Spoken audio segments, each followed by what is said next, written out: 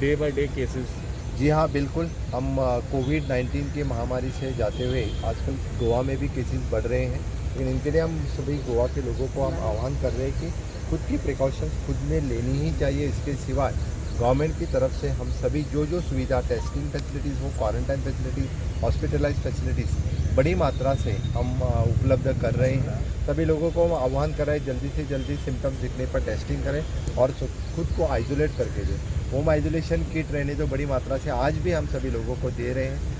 मैं सभी लोगों को इतना ही कहूँगा, बस सोशल डिस्टेंसिंग मेंटेन रखें, मास्क ज़रूर यूज़ किए, सैनिटाइज़र हमने खुद की परवाह करनी चाहिए। और इसी के साथ में राज्य के इतर लोगों की इस बार अभी हम लॉकडाउन नहीं कर सकते। लॉकडाउन की वजह से फिर से एक बार यानी इकोनॉमिकल एक्टिविटी, टूरिज़्म, ये सब कुछ बंद हो सकता है। इसीलिए मुझे सभी गोवा के लोगों को और जो बाहर से टूरिस्ट यहाँ पे आते हैं उन लोगों ने भी बड़ी मात्रा से प्रिकॉशंस लेना ज़रूरी है। और इसी तरह यही संदेश कि lockdown is not the solution.